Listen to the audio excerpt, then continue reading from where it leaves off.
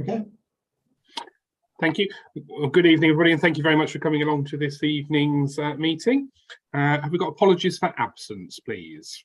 Yes, Chair, we have apologies from Councillor Lee Wilkes, Councillor Ian Jelly, and Councillor Maxwell is likely to be delayed.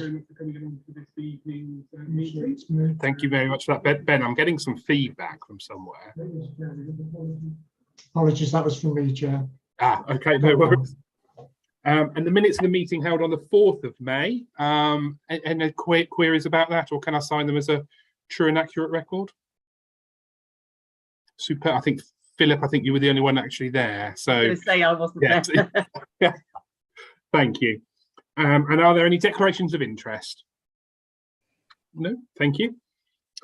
So item 4 is the update on the amalgamation of Tennyson Road Infant School and Alfred Street Junior School, both in Rushden. And I'd like to welcome Joe to present the report, please. Thank you.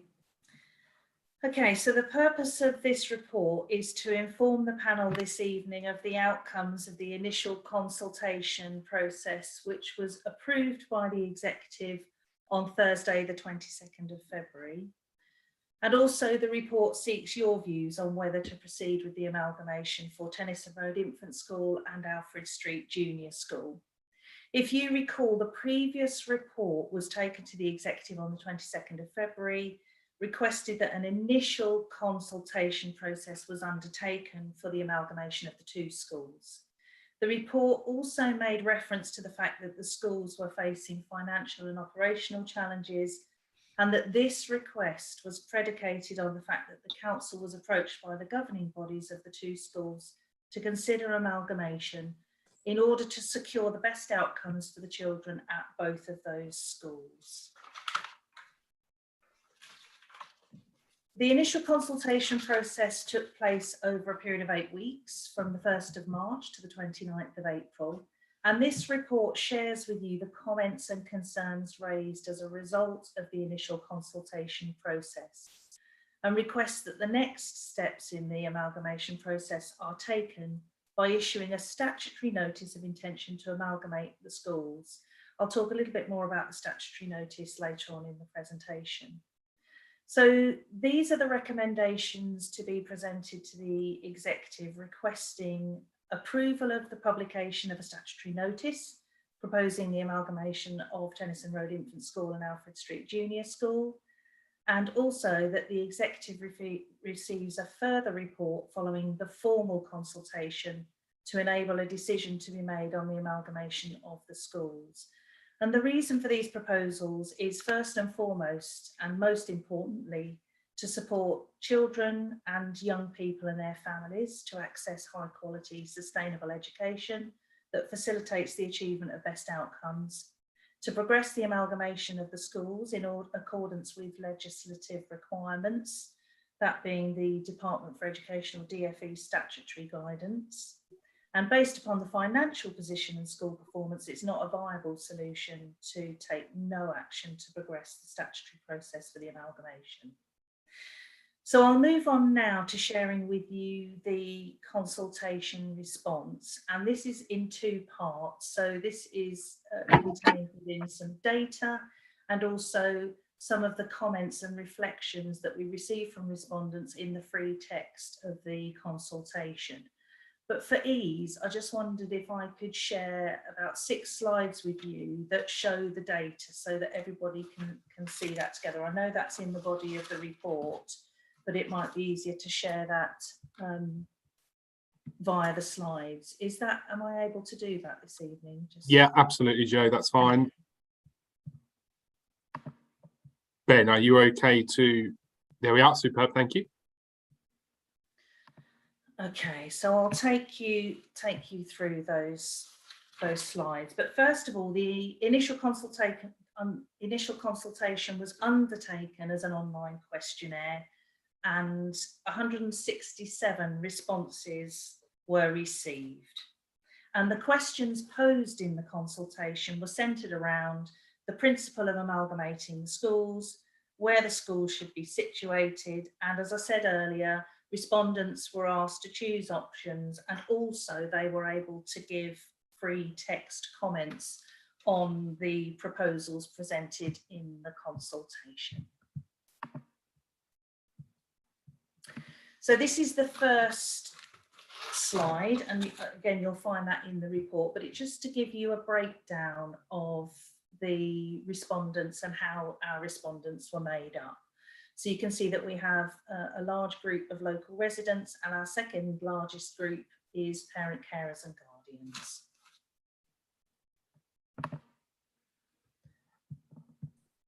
All respondents provided an answer as to whether they had a prior connection with any or none of the schools, and the largest group of respondents to this question, as you can see, were from neither school.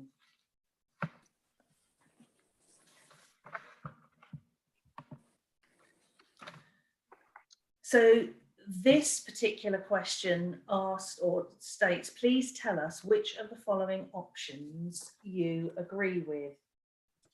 And the options that were given in the consultation paper were option 1, which is maintain the status quo. So to maintain the status quo is obviously to keep things as they are, and that would be keeping 2 separate maintained schools, 1 infant and 1 junior, that remain on the sites that they currently are located in. And the challenges with this option are that pupil numbers may continue to fall at each school, and each of the school budgets may become adversely impacted. Option 2 was a technical closure is undertaken at one of the schools. This means that the other school remains open, extends its age range to become a full primary school.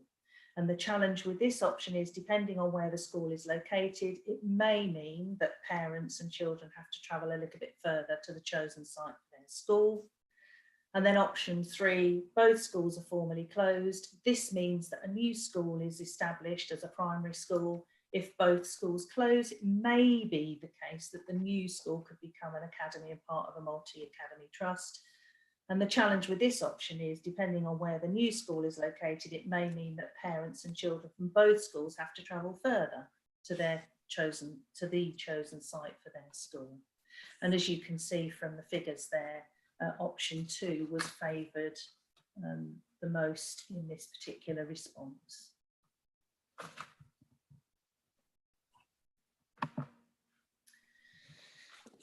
As you can see, there were 137 responses to this question, and it asks, to what extent do you agree or disagree what the proposed amalgamation of Tennyson Road Infant School and Alfred Street Junior School would be of benefit to the children in the local area? And as you can see, there's a strong response around strongly agree and tend to agree. But I thought it might be interesting just to pull out some other information here. Of the 49 respondents who identified themselves as parents, carers or guardians, if you remember from that first slide, 40 of those 49 have children that currently attend either one or both of the schools. Of those 40 respondents, 31 answered this particular question. And of those that did answer this particular question, 61.3% either strongly agreed or ticked tend to agree from that group of parents, carers and guardians. And 29% either ticked strongly disagree or tend to disagree. So you can see from that particular group of parents, carers or guardians, the overwhelming number of them ticked strongly agree or tend to agree for this particular question. And then if the proposed schools were to amalgamate, which site do you think should be the location for the new all-through primary school? And you can see clearly there the responses from the 127 respondents who indicated a view on this. And then finally, we just wanted to understand whether, how our respondents were made up. And again, you can see that the overwhelming number of respondents were responding to the consultation as individuals.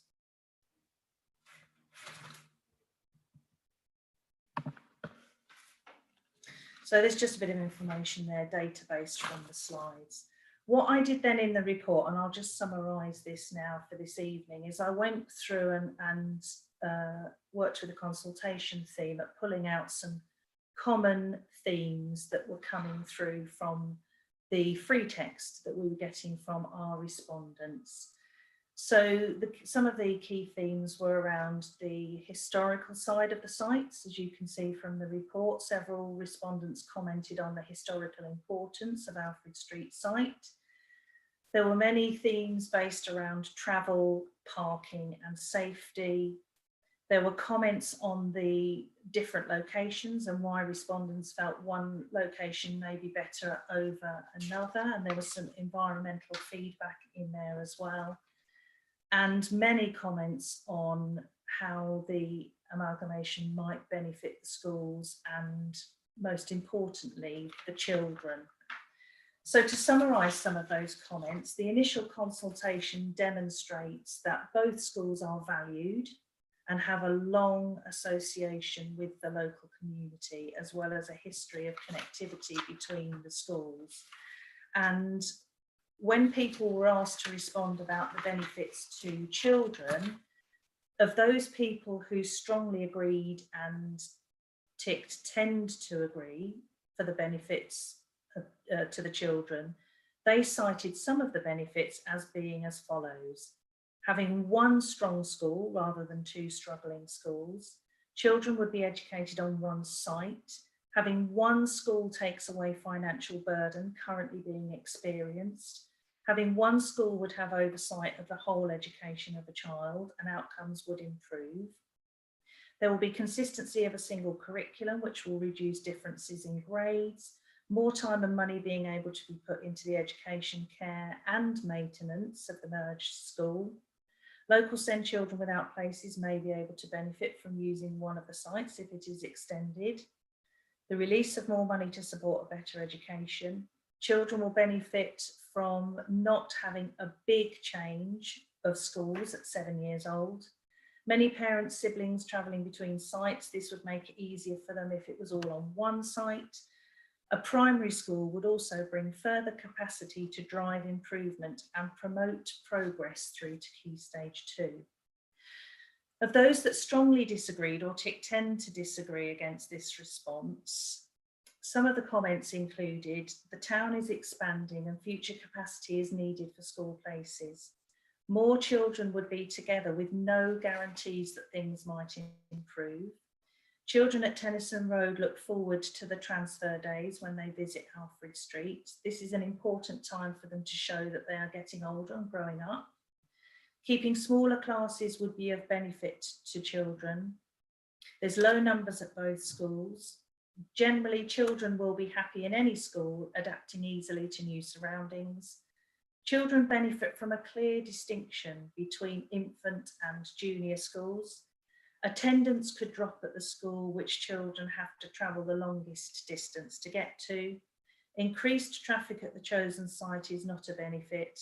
If children are having to move to a school outside of their immediate locality and do not have the option of travel by car, they may end up having to walk longer distances. So summing up, overall, respondents wanted to see an improvement of education opportunities for children, whether that be in relation to the whole school performance or with regard to the improvement of assets and facilities. But overwhelmingly, they wanted to see the strengthening of learning for children. The consultation indicated that some respondents did not fully understand what amalgamation means. And if we do move forward to progress to a second consultation, a more formal consultation, then some of those issues can be addressed in that with regard to the definition of amalgamation. Respondents mentioned allocation of provision for special educational needs to be considered, as current provision was not adequate. Respondents were also concerned about travel, volume of traffic and general road safety issues at both school locations. So if it's agreed to go forward with the formal processes required to facilitate the amalgamation, further engagement and consultation will be required. Aspects of the initial consultation, as I said earlier, could be tested further in a formal consultation should the amalgamation process be approved. I just want to start drawing this to a close now, but I think it's important to reflect some of the comments from the Alfred Street Junior School and Tennyson Road Infant School Steering Group, which are within the body of this report. And you'll recall from the earlier reports submitted to the executive that a steering group has been set up in relation to the potential amalgamation of the schools. The outcome of the consultation was shared with the Alfred Street Tennyson Road Steering Group, and they've provided the following feedback for consideration in the decision-making process. So they say, having received and considered the outcomes of the consultation process, the steering group recommends that the amalgamation of Alfred Street Junior School and Tennyson Road Infant School is progressed. It is the view of this group that this decision will lead to the development of a stronger, sustainable school that will be best placed to meet the needs of children, parents, carers, and the wider community into the future. This group understands that the process of amalgamation may be unsettling for pupils, parents, carers, and staff at the schools, and so will work with the council to actively support everyone engaged in or impacted by the process. Further key decisions will be required prior to the amalgamation about issues such as the site and governance of the new school.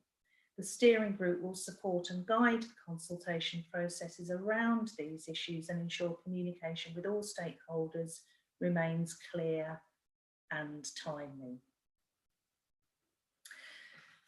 So finally, the report concludes with proposals and next steps, which I'll briefly work through to conclude this presentation. The outcome of the initial consultation shows majority support for the amalgamation of the schools, and in progressing with the amalgamation, it's important to share with you tonight that it will be necessary to close one of the schools and expand the age range of the other schools. So that was so that we can create an all-through primary and transfer the pupils to the role of the amalgamated school.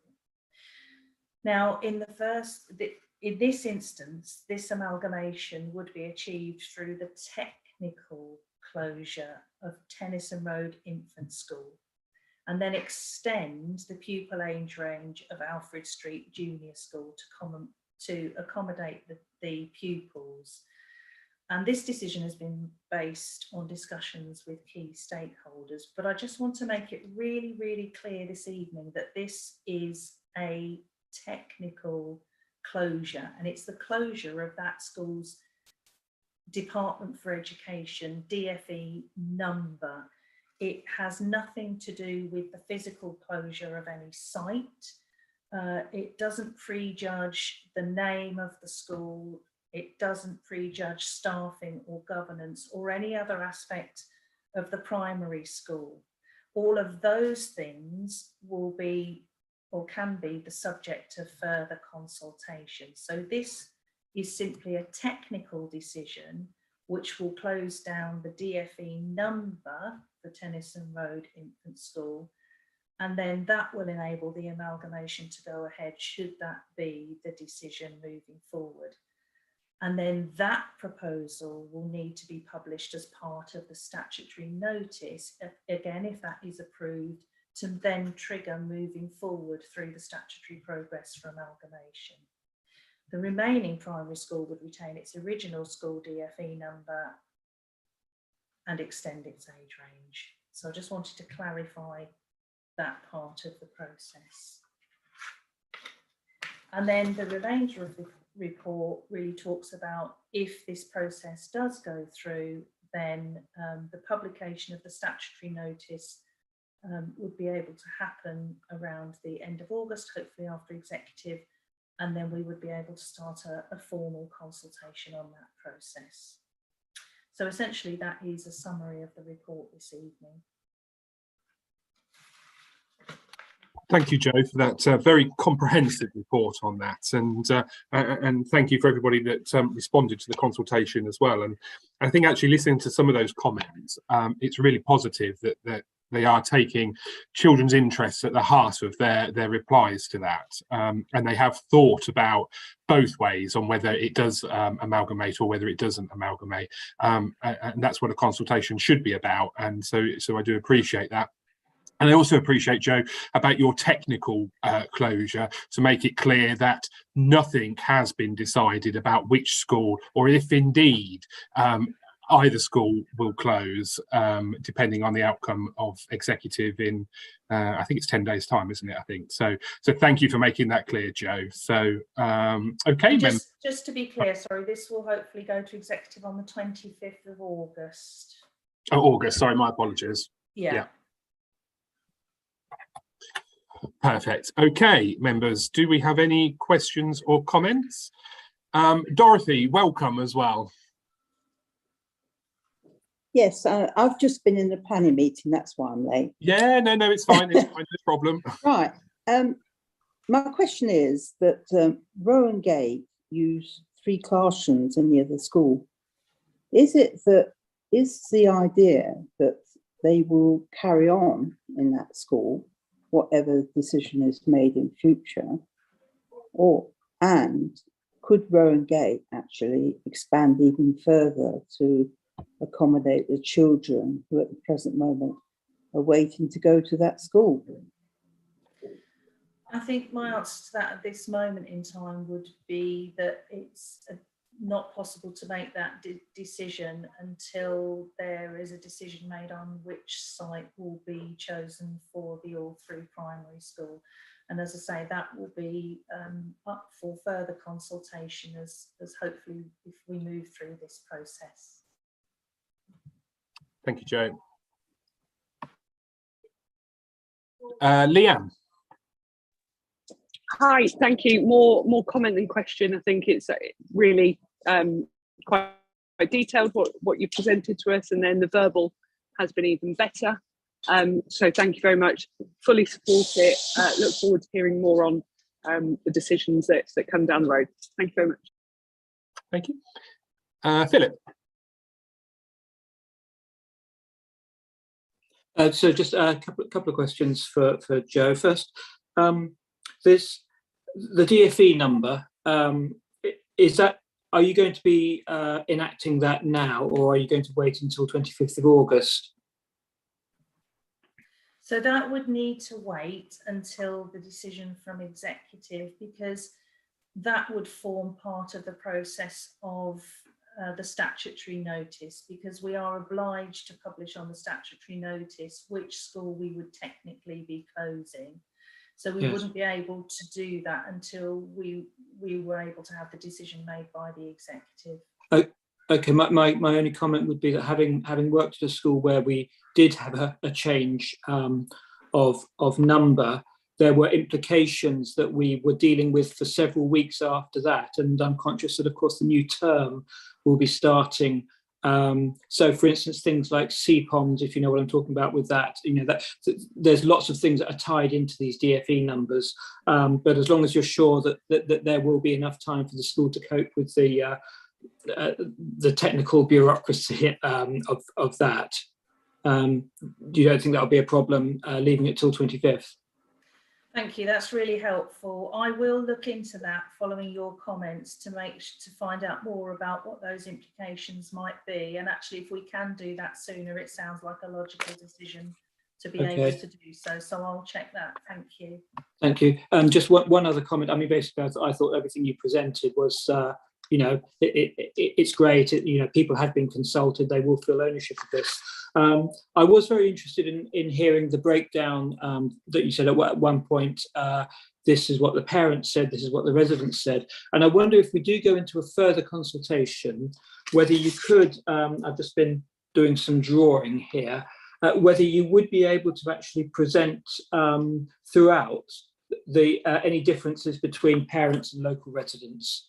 I think that would make us feel a bit more informed about who was really saying what. Thank you. Superb. Thank you, Philip. Wendy. Just nothing to add really, apart from that I'm supportive of everything we've heard this evening and read in the report. listening to the governing body, the supportive steering group, it just makes sense to support these proposals. Thank you. Thank you for that. So it sounds like got to steer clear to support the amalgamation of the two schools. Excellent. Thank you very much, Jess. Sorry, Dorothy. Sorry, can I just put a point forward? At the end of the day, the two head teachers, if you're going to leave it to the last minute, that leaves them in a tricky position, because one of them is not going to have a job and the other one is. And what happens? Do we then have to support the one that doesn't get the job until they're able to get a job? Financially. Thank you. Jo, are you able to answer that? What I will say is that in any situation like this, there are proper systems and processes that have to be followed throughout an amalgamation process or any kind of merger in this way. And those include HR processes and other consultations within HR processes. So at this moment in time, what I can say is that those processes will absolutely be initiated and followed as they should be, to make sure that everybody gets the correct advice, guidance and support throughout that process. And just to make it clear, Dorothy, as well, it's not left until the last minute. It just means that the decision will be made before further consultation on the 25th of August. So the further consultation then will decide which school amalgamates with which school, depending on the outcome of the executive meeting. Okay, thank you. Superb, thank you. So we move on to item 5, which is the Family Hubs and Start for Life programme. And I've got Kirsty and Tony. I have to concede or step back and let Kirsty lead, because Kirsty is now the lead on Family Hubs. So while I did the presentation last week, or last time, Chair, it's now Kirsty. Super, thank you, Tony. Much better at it. And welcome, Kirsty, to, I think this is your first EAP, actually, so welcome. Thank you very much. And I am travelling, so I found a quiet space, but hopefully you don't get much background noise. And Ben's kindly sharing for me. So yeah, I thought it'd be useful just to provide an update following the paper that went a couple of weeks ago, just to give some more detail on the activity that's taking place. So I'll run through the first couple as just as a reminder, really. So are you okay to change the slide, Ben? Thank you. So it's just a reminder, and there's a lot more information around the kind of what are family hubs. And primarily, yes, we're really keen for them to be a 0 to 19 and up to 25 offer. And then what I've added in here is that also that real focus on the Start for Life, which is the 0 to 5 offer for children and families in Northants. So as you can see there, a key part of Start for Life, which links into the wider national agenda, is the 6 areas. So looking at seamless support for families and making sure there's a coherent offer, a welcoming hub for families, and that hub could be physical, virtual, and also could include a hub team that outreaches the information families need when they need it. So really thinking about accessibility, and also making sure that those families who may be hidden or suffer digital exclusion are also able to access support. An empowered Start for Life workforce, so that's really bringing together the workforce to utilise each other's expertise and strengths. Continually improving the Start for Life offer, so that's also things around kind of improving the data, joining and aligning a number of outcomes, and also really, I think it's not referenced in the 6 areas, but I think data sharing and really sharing of information is something that's absolutely vital for this to work.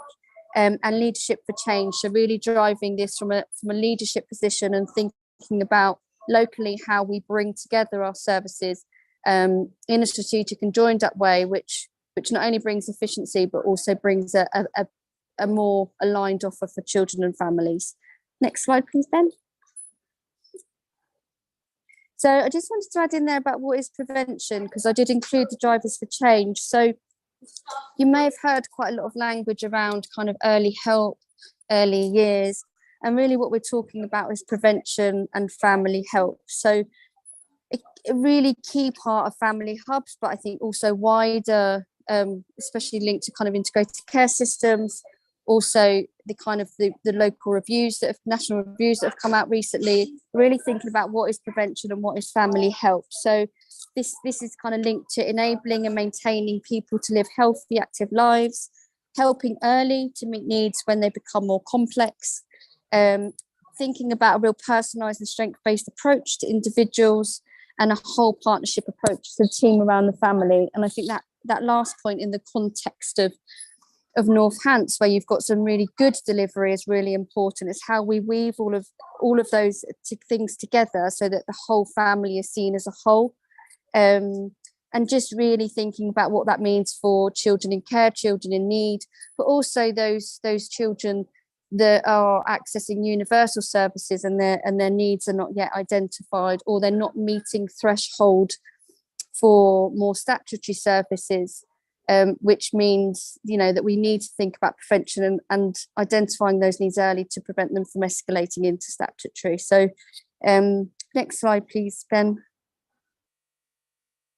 So just a bit about the approach in North Hants. So we are absolutely committed to developing the strong partnerships.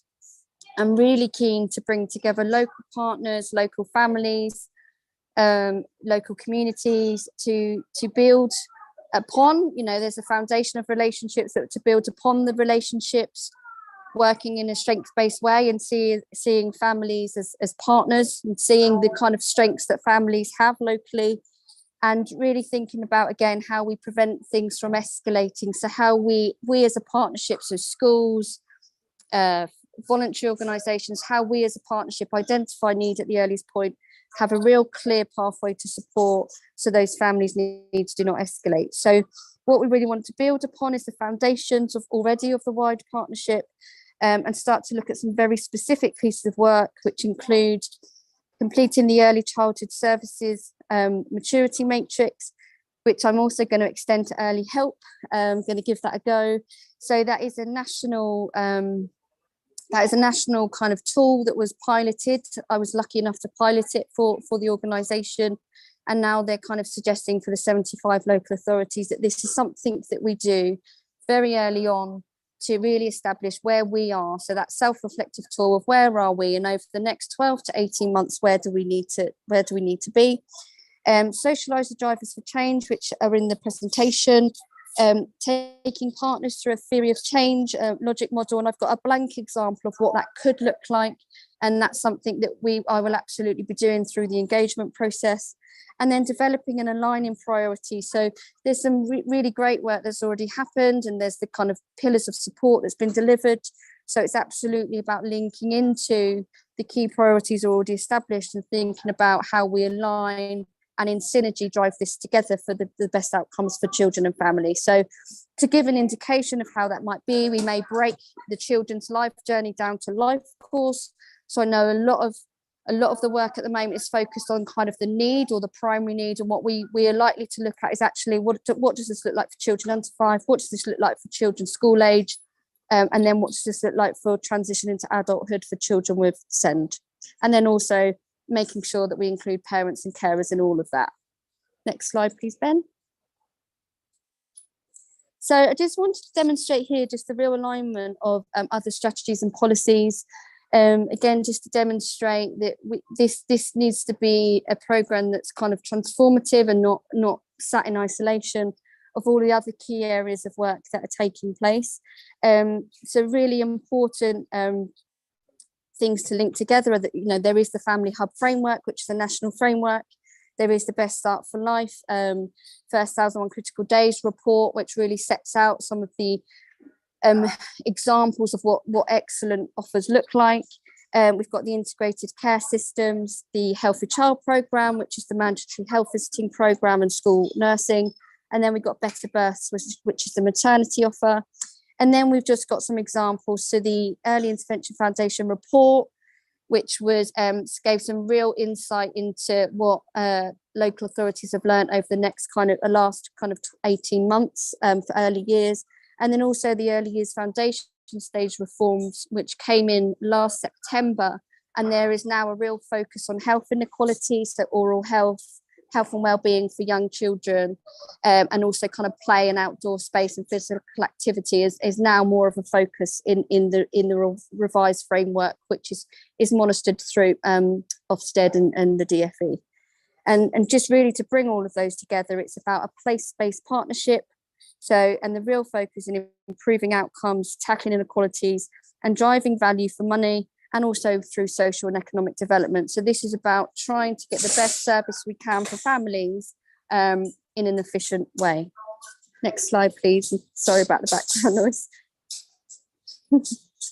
So just some drivers for change, just to bring together again how this is a partnership really needs, should, be working. It's not just about the national framework. It's not just about Start for Life. There are so many different things that drive this programme. So one, the importance of building a foundation and a relational approach. And that really means when we talk about relational, it's for everyone. It's professionals with professionals, it's professionals with families, and it's how communities support each other, and really thinking about a system of how we do that in a respectful, professional and relational way to help support families as much as we can. The Supporting Families programme and how it links to the Family Hubs initiative. So through the pilot, which is the next 3 years, I do think some of the learning from the pilot could further shape the Supporting Families programme, so really need to keep an eye on that. And I also know they have adapted the Supporting Families programme to incorporate the Family Hubs framework. So they really are trying to join those two initiatives together as much as possible. To drive integration, community ownership and relationships, and taking that whole family approach. And I think what's really important for this piece is about local place-based support services that the community feel they have some ownership of as well.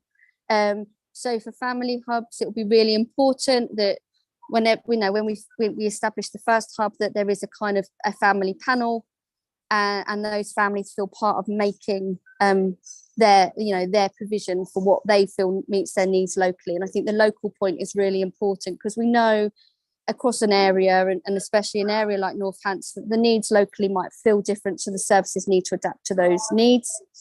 And families will be able to access physical and virtual space. So yes, the vision is to think about a physical space. And the way I've described it is also thinking about maybe an octopus arms, where actually there might be some physical space, but there might also be some other spaces, and actually how they connect together to ensure that wherever a family lands in that area, that they get the same consistent message, the same consistent offer, and that all professionals know the pathways of support to that family. And I think that's really important. And then also the virtual offer, which we know we've had some really good examples through COVID. We've also had some examples that haven't been so good. So really thinking about what that virtual offer looks like, and what we need to do to ensure that it's inclusive for all. Financial imperatives. So, if you intervene early, it does take pressure off the statutory services. Also the integrated care systems, and really aligning priorities, which include improving the health of children and young people. The independent review for social care, which was published a few weeks ago now. And whilst we don't know what the government will do to implement that, there was a real key focus on family help, which again, I think really links to Family Hubs. And it's talking about what does this focused team look like, and maybe trying to move away from targeted early help, child in need, early help, and maybe start to think about language such as family help, which I think we really need to keep an eye on for this. And then last but not least, the SEND review, where there's a real focus on right support, right place, right time, and also inclusion, which absolutely needs to feed through everything we do in the Family Hubs. Next slide, please, Ben.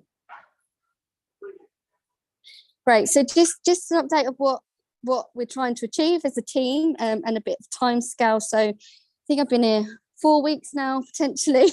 So just really trying to get the kind of needs analysis, really get to grips of existing groups again, and really don't want to duplicate any work that's already being done. So really thinking about where are their groups, how can we think about shaping some of those.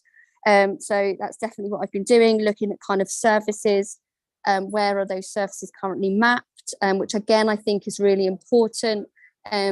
About, you know, there might be one area with lots of services and some area with not many, so I just really need to understand what that looks like. And then reviewing our commissioning and partnership arrangements, and I think that's really important, you know, so over the next 6 to 12 months to see where are there opportunities to maybe adapt some of our commissioning, and then longer term, how do we transform some of our commissioning arrangements to really deliver this so it gets to business as usual. And then from July to September, bearing in mind, I know there'll be the school holidays, starting to look at the programme structure, starting to think about what other key projects may not already be picked up through other strands of work.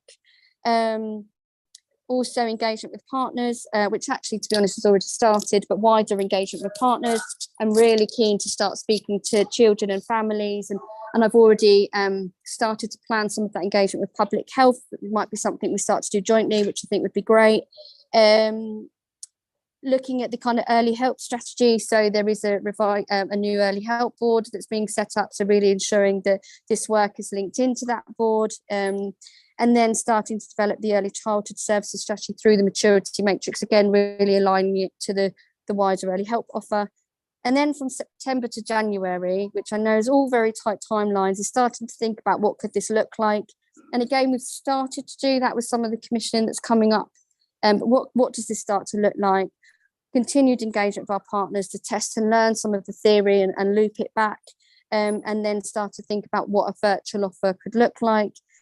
And then the aim is from January that we start to implement some of the pathways, start to develop the outcomes framework, which again, public health colleagues have made a start on. So it's great that we're now looped into that to start to think about what a framework could look like. And we're talking about outcomes and not outputs. So what does this really mean for children and families, and what are they going to tell us in a year's time? And then again, looking at commissioning activity longer term, so that we get this, you know, this service that is sustainable, which I think is really important. Next slide, please. Thank you. So just a bit about governance and partnership. So I've referenced quite a few times that we're really trying to ensure that this is across a governance system. You know, I'm really aware that there's lots of initiatives and opportunities through adults and health, but starting to think about how do we really define our offer so it's easier for children and families to access, and that we don't have a complicated system, because that does add barriers. So that's something that's really important. Definitely thinking about co-production engagement, and I think at the next session meeting I'll be really keen to show you what some of that co-production engagement will look like with our partners and families locally. And then, you know, just being realistic about our key risks and issues and milestones, and really flagging that up to the transformation programme. So this is currently embedded into 3 of the 4 boards, which I'll show you on the slides in a moment. And then also just making sure there's a seamless thread through the 4 pillars, which I've also put into the slide deck. And I'm now part of all 4. So trying to just make sure that we're linking as much as possible. And then also the kind of SEND transformation programme, which is really key to this. Next slide, please. So there's the structure. So that's more the kind of internal structure, just trying to give an idea of where this work will go. I know that still feels quite a lot, but it's just to demonstrate, you know, where the key activity and decision making will happen. And then the next slide, please. And then I've just demonstrated this one. I know this could be subject to some change, but I know this was the confirmed when I added it. But just to try and demonstrate. So originally Family Hubs had its own green box, and I kind of said, well, I think, you know, this is something about a strand that fits within. This is about working together to look at services and what community-based delivery can look like for families. So so we are part of all 4 pillars and report into the transformation steering group, and this work also reports into SEND Accountability Board and the Early Help Partnership. Next slide, please.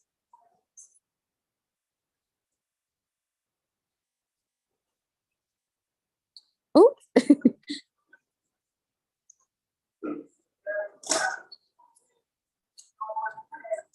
Thank you. And I just wanted to show that one as just the kind of the outcome measures, because this piece is really important and a piece of work that could become quite complicated. So trying to simplify it, and again using some of the work that's come out of the ICS already, but really thinking about what does outcomes look like, what does it feel like for parent and children, what does it feel like for the system. Yes, of course, some output measures and some quality measures, and some experience measures, but the idea is that we get to a place where we see an outcome and we can start to measure and evaluate that outcome, which I think is really important, especially for some of the transformation grant that may come through. There is an expectation to evaluate, there's an expectation to test and learn, and for us to report back. So that bit's really important. Next bit, please. Next slide, thank you. And I've shared this previously, but just to demonstrate how some of the work will be driven. So again, I've covered this around the early childhood services maturity matrix, how we link up together through ICS and Start for Life, and quite a lot of commissioning activity that I think we really need to work through, and some of the kind of system that is currently offered and how that's offered to families locally.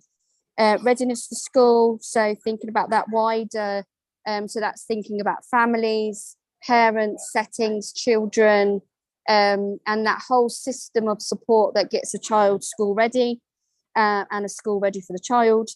And then parenting support and thinking about a whole family approach. That's really thinking about our existing offers of support at every stage of a parent's journey, or from kind of 0 or conception all the way to the child's 19 or up to 25, if they have a child with SEND. Next slide, please. And then just thinking about how we're going to phase the early childhood services. So again, the maturity matrix, and then really looking at a partnership action plan. And this action plan will really focus on the 0 to 5 elements and Start for Life element.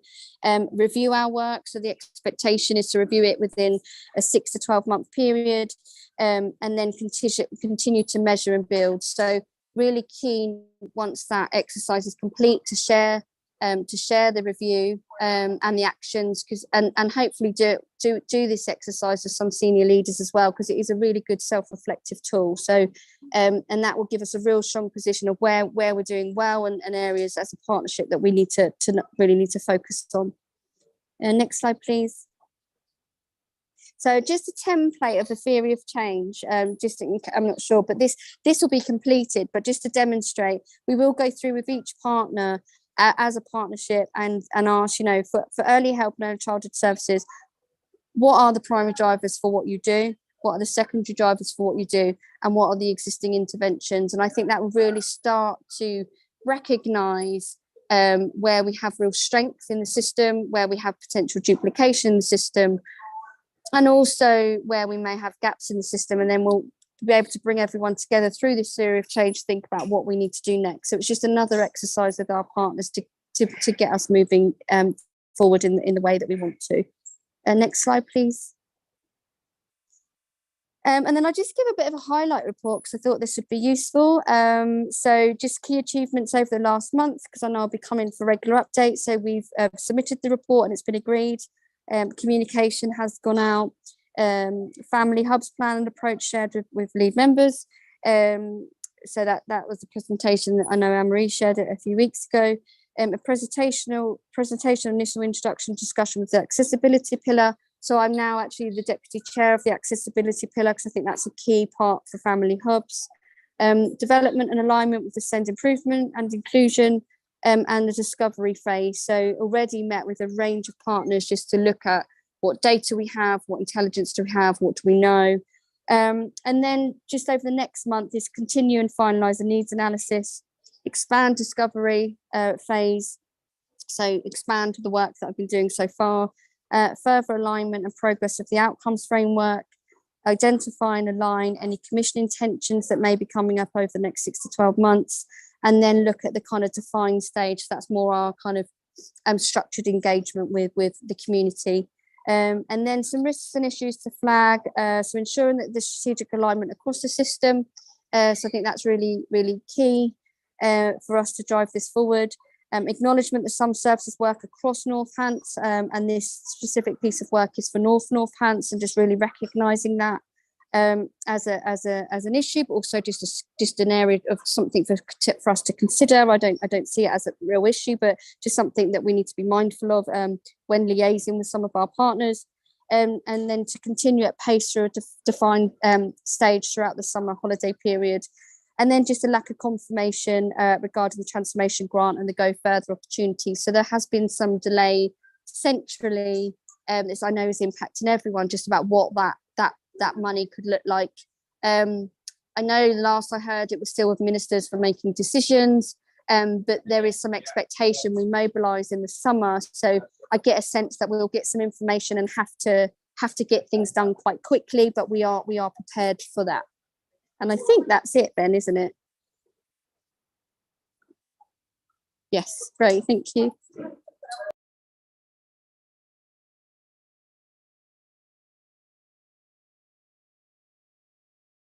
Sorry, thank you very much, Kirsty, for that report. Another comprehensive report, and that's absolutely fantastic. And it's great to see you're off on the starting blocks, and you know you're ready for anything that's coming at you. And you've only been here 4 weeks, and that has to be commended. So thank you very much for that. I've got Dorothy.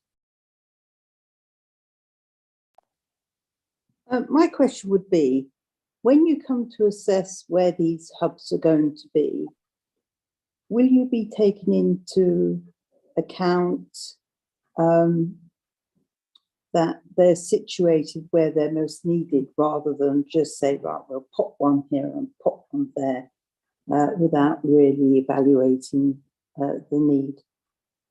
Yeah, so that's absolutely what the first stage, Dorothy, of what I'm doing at the moment, and that's absolutely vital, that not only mapping the need, but current services as well, because sometimes you might get the same place flagging as the highest need, but actually they've got the highest range of services. So what's really important is match need versus what also is in existence, because you might have, for example, Kettering, just for an example, running just behind. Actually, Corby's got loads of services and Kettering hasn't got many, just as an example. So actually, wouldn't it be Kettering that would need it first, because there's still a high level of need and less services. So absolutely, and that's why I'm keen to present that work, so we show that it's really fair and equitable, and actually this needs to be where families need it, and that's why I'm keen to do all of that piece of work at the beginning.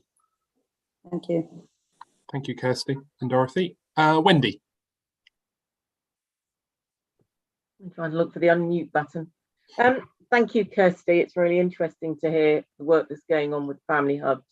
I've got one question and a plea.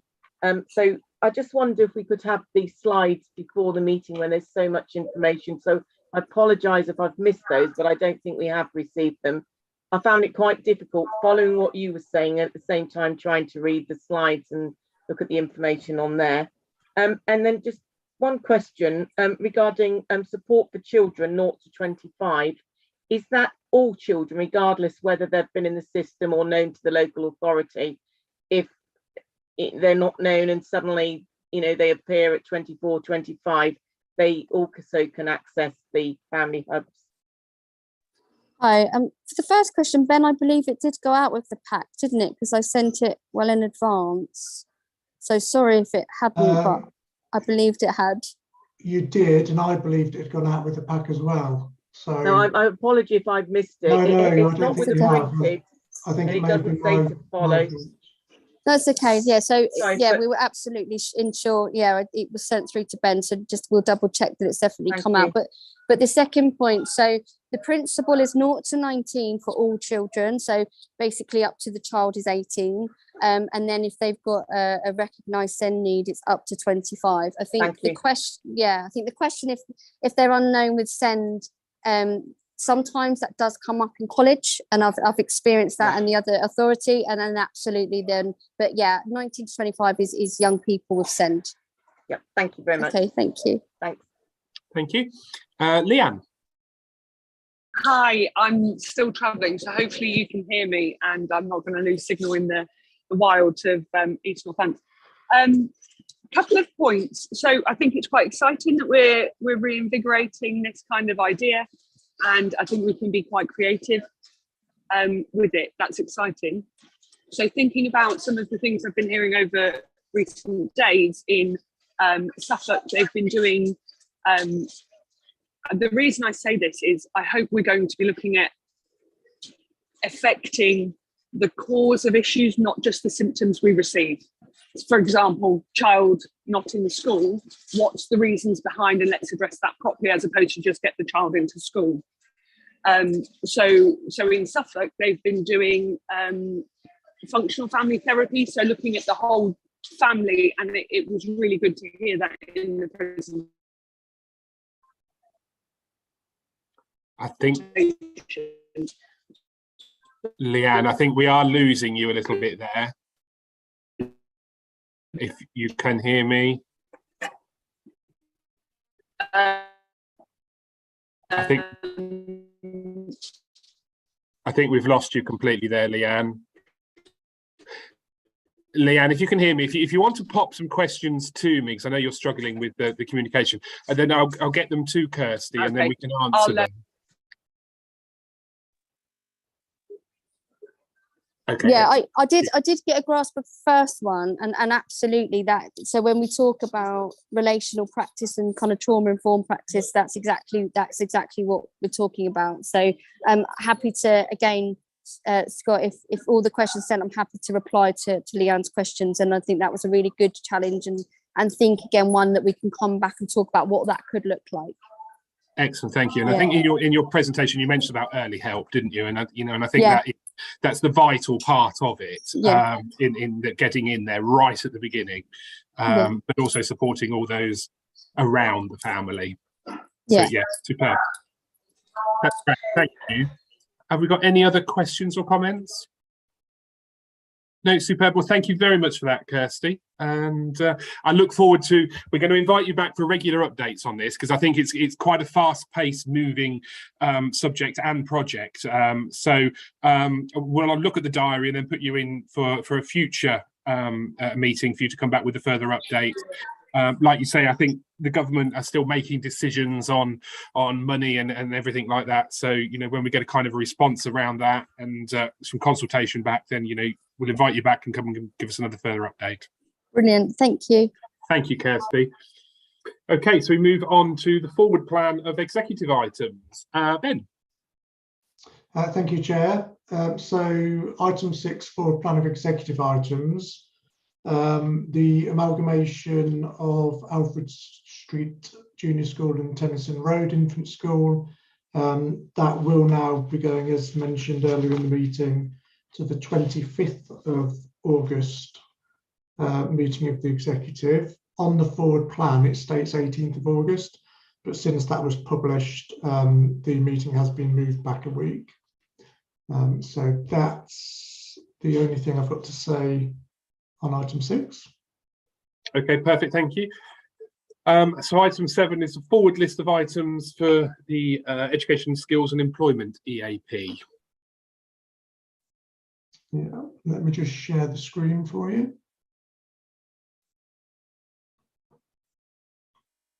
Okay, can you all see that?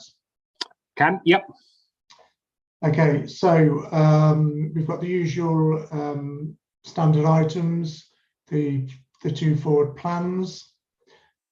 We have now got all of the dates for the 2022-23 municipal year. We have the send progress is a quarterly update, so that will come back as things stand in November, and then again in April next year. So we've just had the update on family hubs. So both Alfred Street and family hubs will come back, and I will discuss with the presenting officers exactly, and obviously with you, Chair, exactly when they're due to come back. And then we also have an update on the educational psychologist service due in early October. There does remain, I'll also update on school improvements. Then we've got 2 further items coming in November, which is the Youth Justice Plan update and the Virtual School Heads annual report. We've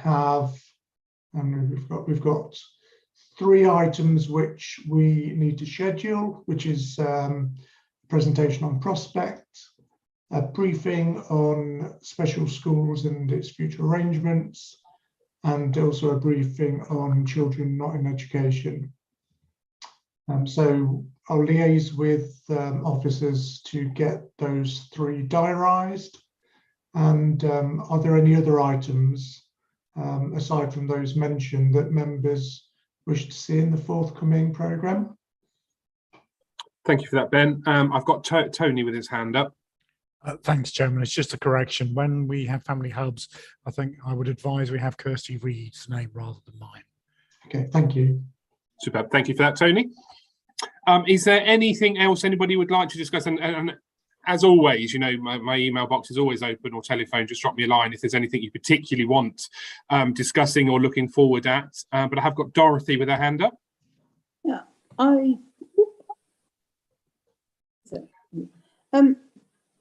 the question I would like to ask, are all the children who were being assessed for SEND, have they all been done now?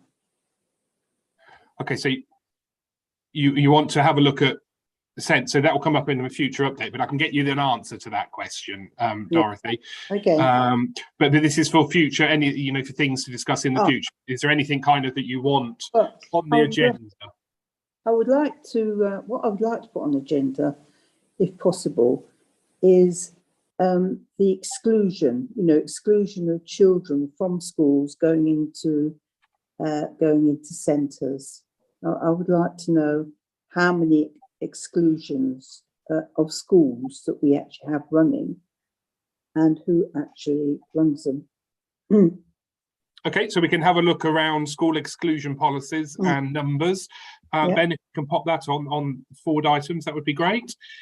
And I've got Wendy.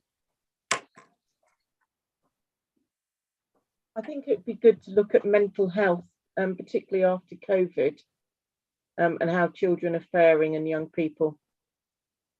Excellent. No, it's a very good point, Wendy. I think moving forward, there's going to be some of the schools I think are going to struggle a little bit with particularly with the younger children, I guess, who have been at home for 2+ years.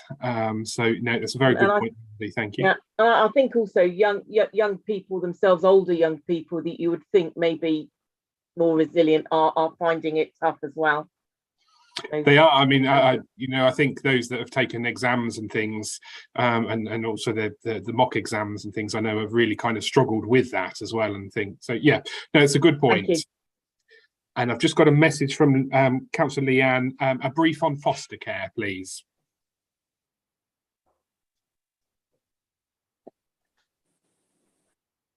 Superb. And I'll speak to Anne-Marie as well about getting some other reports on topics as they come up as well, and then we can pop them on as well, Ben. Okay, to keep you busy. That's superb. And I've lost my agenda now, but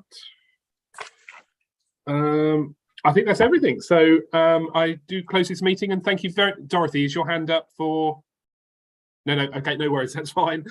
So I close this meeting. Thank you very much for your attendance, and I hope to see you all soon. Take care. Bye. Bye. Thank you.